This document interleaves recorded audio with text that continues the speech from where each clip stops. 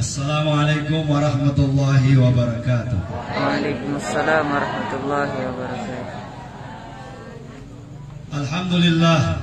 Alhamdulillahil qa'il fi kitabihil karim, a'udzu billahi minasyaitonir rajim. Bismillahirrahmanirrahim. Wa likulli ummatin ajal, fa idza jaa ajaluhum la yastakhiruna sa'atan wa la yastaqdimun. Wa qala aidan kullu nafsin dha'iqatul maut wa innama tuwaffawna ujurakum yawmal qiyamah. Faman zuhziha 'anil nar wa udkhilal jannata faqad faz wa mal hayatud dunya illa mata'ul ghurur.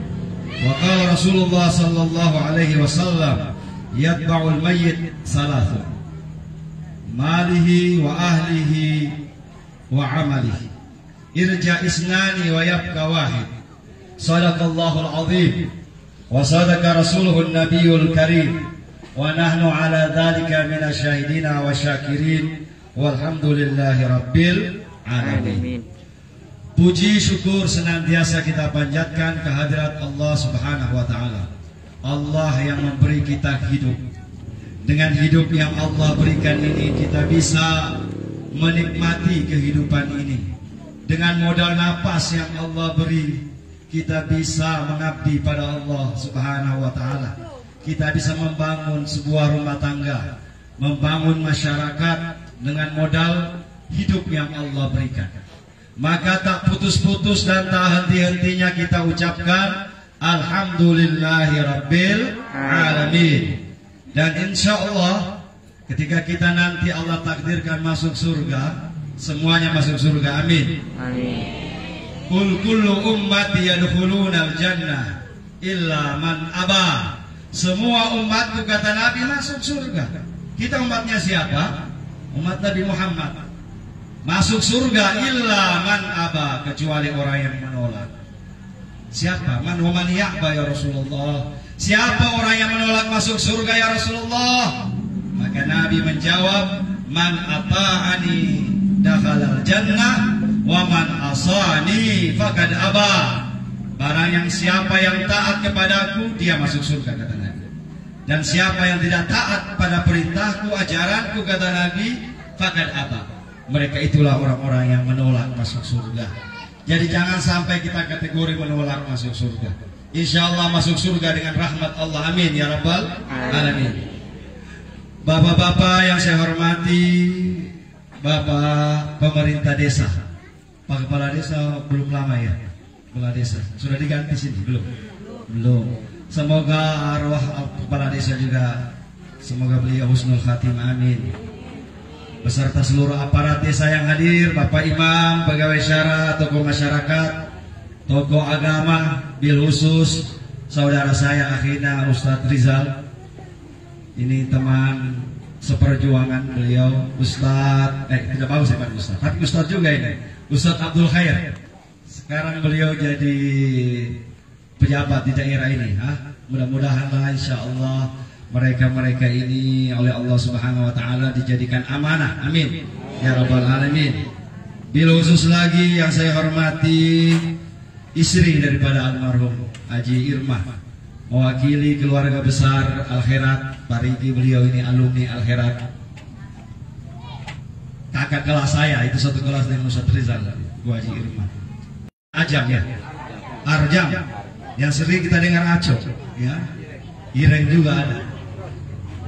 Rupanya almarhum ini menyimpan suatu kecintaan yang besar terhadap agama. Karena ada orang menampakkan kecintaannya pada agama itu, ada kadang dia dalam hatinya saja.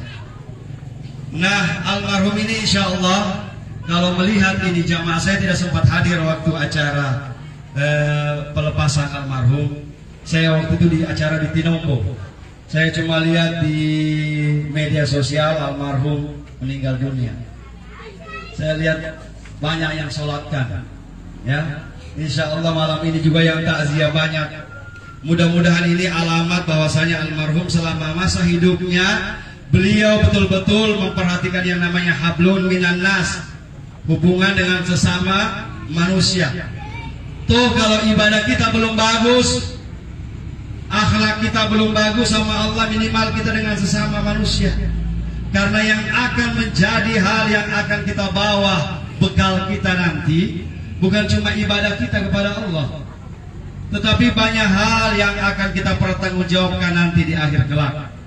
Maka malam ini sebenarnya biasanya di acara duka yang banyak orang seperti ini, biasanya berapa orang penceramah, ya. Tapi malam ini saya rupanya disuruh segel sama Ustaz Rizal. Disuruh segel sendiri, ya. Ya mudah-mudahan lah kalau bisa segel begini kita bisa maksimalkan. Minimal tidak juga panjang, ya. Kalau almarhum Abah, saya punya Abah itu dia perangku 2 jam. Sebab dia kalau baca ceramah tutup mata 1 jam, buka mata 1 jam. Ya, kalau orang-orang tua ini tahu betul almarhum Abah, ya. Beliau tuh kalau ceramah takziah itu yang apa yang dia sampaikan itu sudah dalam otak. Jadi dia tutup mata begini bicara terus. Saya perhatikan itu. Ini apa ini kalau ceramah 1 jam tutup mata, 1 jam dia buka. Jadi perangko 2 jam. Kalau saya belum sampai ke situ bapak-bapak ibu-ibu. Ya, jadi mudah-mudahanlah dalam waktu yang tidak terlalu panjang ini kita bisa maksimalkan. Minimal begini, bapak dan ibu kaum muslimin dan muslimat yang dirahmati Allah. Kita ini hidup di dunia. Dunia ini disebut Allah adalah sesuatu yang fana. Jangankan kita manusia, dunia yang besar ini akan fana. Kullu man 'alaiha fan. Semua yang selain Allah akan fana, akan binasa, akan hancur. Malaikat juga akan berangkat, manusia juga, hewan, tumbuhan, semuanya. Wa yabqa wajhu rabbika dzul jalali wal ikram. Yang akan nanti hidup kekal selama-lamanya adalah zat Allah Subhanahu wa taala. Maka di kehidupan yang cuma sesaat ini bapak-bapak, ibu-ibu, kita lihatlah bagaimana sekarang orang meninggal. Bagaimana di akhir zaman ini orang meninggal luar biasa bapak-bapak, ibu-ibu. Apalagi memang dia dari gen mati cepat. Termasuk saya dengar ini almarhum ini gennya mereka itu mati tiba-tiba, mati cepat banyak, ya. Apa? Dalam hadis Nabi SAW, min imaratis sa'ah, salah satu daripada tanda-tanda kiamat datang itu, kiamat sudah dekat, adalah an yudhhira mautul faj'ah. Banyaknya orang yang mati tiba-tiba.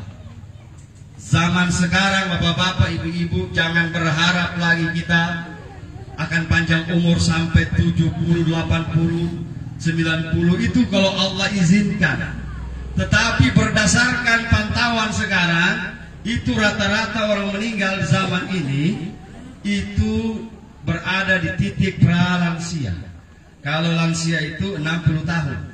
Makanya banyak meninggal sekarang ini berdasarkan banyak penelitian di bawah 60 bapak ibu.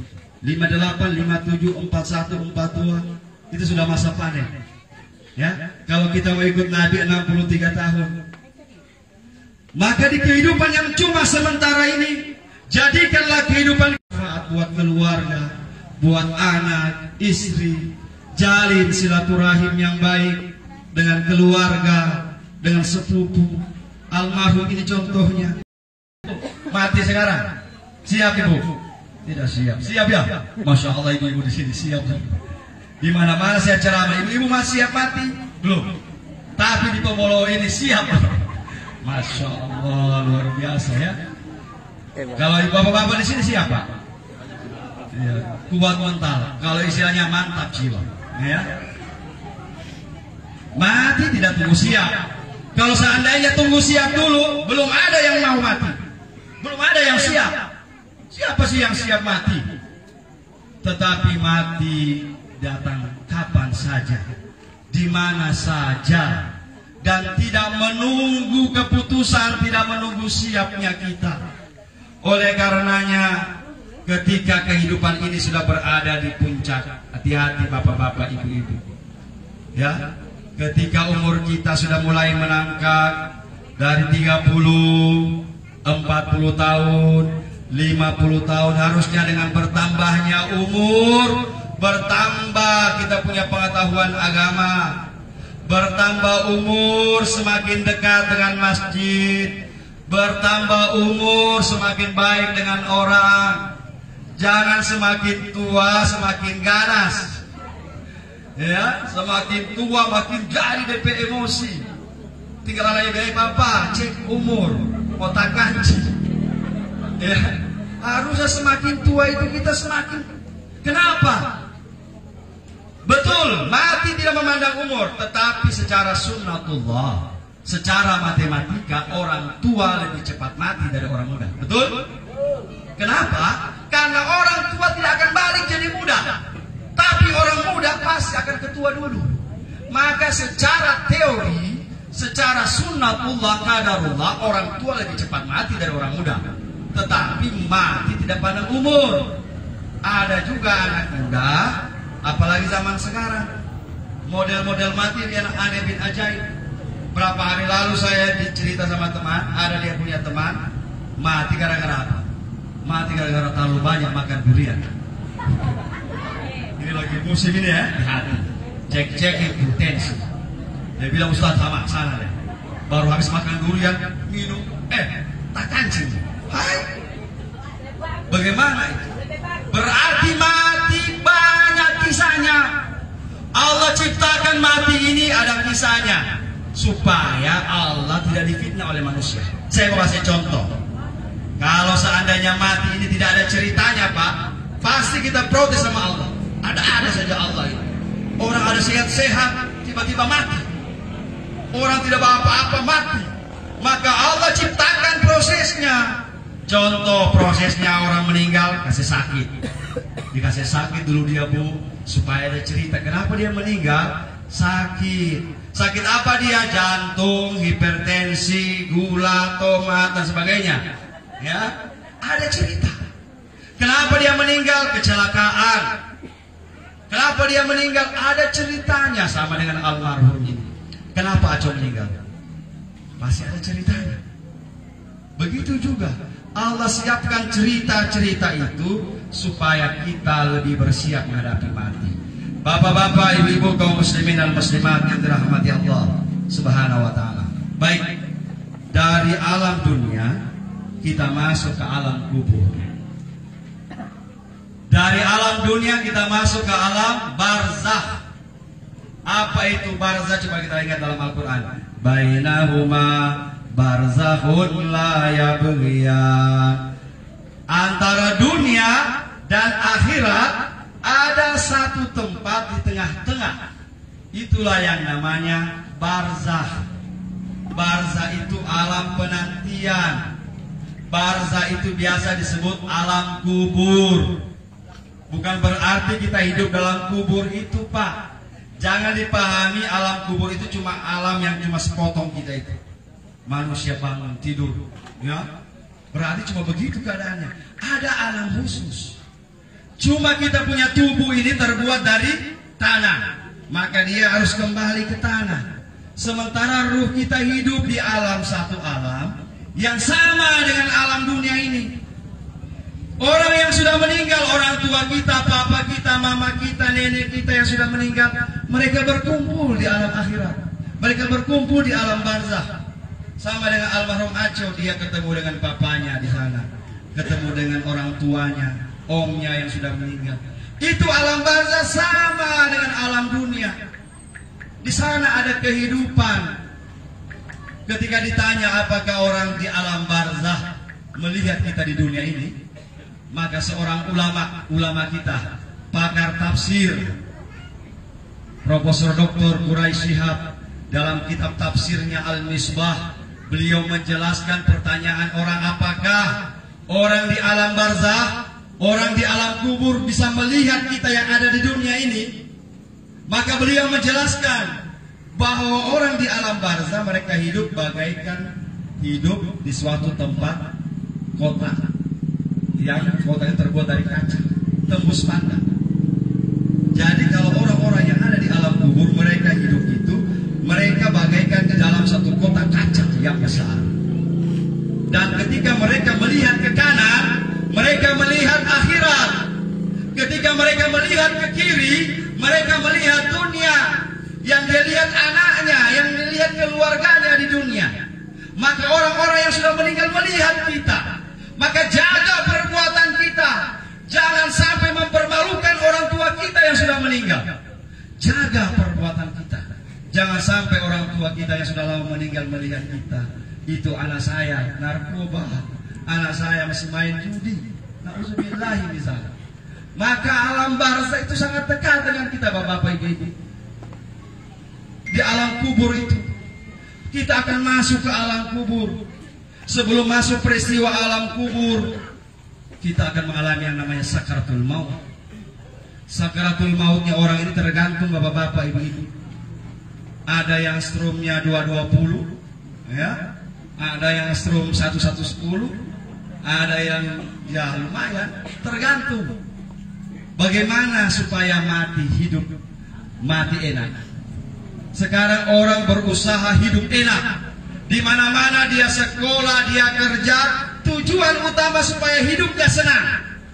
Tetapi sampai lupa mereka bahwa bagaimana menciptakan hidup yang enak. Jangan cuma dunia yang enak, bapak-bapak, ibu-ibu. Bagaimana cara mati enak. Itu tujuan utama kita. Jadi ketika kita di dunia enak, kita punya hidup, insya Allah enak juga di akhirat. Manusia yang baik itu kaya di dunia, kaya di akhirat. Yang lumayan miskin di dunia, kaya di akhirat. Yang napepa sekali itu sudah miskin di dunia, miskin di akhirat. Sudah miskin hidup, tidak sembahyang lagi. La ilaha illallah Muhammadur Rasulullah. Sedangkan orang kaya belum tentu kaya di akhirat. Bagaimana kita punya hidup biasa-biasa di dunia, lupa lagi sama Allah. Oleh karenanya, sebelum sakaratul maut datang sama kita, perbaiki hubungan kita dengan sesama manusia. Ya, karena ketika sakaratul maut, kita akan didatangi dua malaikat. Malaikat itu datang kepada kita, Assalamualaikum, Assalamualaikum Muhammad Nur. Ya, saya ini utusan Allah datang mau mencabut nyawamu. Tidak pernah ada bilang, saya belum siap, nanti datang ulang gue. Ulang saya belum, masih banyak dosa. Tidak pernah ada dalam sejarah. Cuma ada dalam sejarah cuma satu. Siapa itu? Nabi kita Muhammad. Nabi kita Muhammad, Jibril dan malaikat pencabut nyawa dipanggil oleh Allah. Wahai Jibril, wahai Israel, turun kamu ke dunia, temui kekasihku Muhammad, sampaikan salamku kepadanya, dan cabut nyawanya kalau dia setuju. Kalau dia tidak setuju, jangan berani. Pulang-pulang. Cuma Nabi Muhammad, Pak, yang Allah bilang kalau dia setuju. Selain Nabi Muhammad mau setuju apa tidak, saya cabut itu. Mau setuju apa tidak, saya cabut tetap. Maka karena kalau malaikat mau datang sama kita, dalam keadaan apa kita, Pak? Dalam keadaan sholatkah kita? Dalam keadaan berzikirkah kita? Atau dalam keadaan fulus? Itu fulus terus, ya. Setiap hari fulus. Betul, fulus itu bagus. Al-fulus yaj'alul kasar halus. Dengan doi yang kasar jadi halus semua. Betul? Biar muka baca rawat, beli ke arah doi, beli ke apa namanya? Glowing apa itu ya? Rupa-rupa sekarang. Ini sekarang ini muka ini jadi cantik semua sekali. Glowing abis ini ya. Masya Allah. Yang glowing sebenarnya itu berwudu. Ya, buat apa glowing di dunia, di akhirat tidak glowing. Maka kasih glowing. Maka itu perlu doi, betul, fulus. Bil fulus ya jalur dasar. Tetapi yang perlu kita perhatikan adalah bagaimana kita punya mati nanti. Bagaimana mati, Bapak-Bapak? Mati ini, aduh ya Allah ya Rahman, saya belum mati. Ibu-ibu belum juga, Bapak-Bapak belum juga. Dari mana kita mengambil pelajaran, pengetahuan tentang mati? Tentu dari hadis-hadis Nabi. Nabi Sallallahu Alaihi Wasallam ketika dicabut nyawanya, beliau berdoa pada Allah, La ilaha illallah, inna bil mauti sakarat. Ya Allah, sesungguhnya dalam mati ini ada nama sakaratul maut. Nabi Muhammad orang tidak ada dosa, dosanya diampuni semua oleh Allah. Tetapi Nabi Muhammad masih merasakan sakitnya sakaratul maut. Sampai-sampai Nabi mengatakan, ya Fatimah khudhil ma, Fatimah ambil air. Saking dahsyatnya sakaratul maut, Bapak Ibu. Bagaimana kita? Oleh karenanya, kalau kita sukses pada saat sakaratul maut, insya Allah kita sukses masuk dalam kubur. Apa itu kubur? Al-kabru awalu manzilin min manazilil akhirah. Kubur itu adalah rumah pertama. Catat bapak-bapak, ibu-ibu. Kubur itu rumah pertama. Jadi kalau kubur disebut rumah, berarti sama dengan rumah kita di dunia.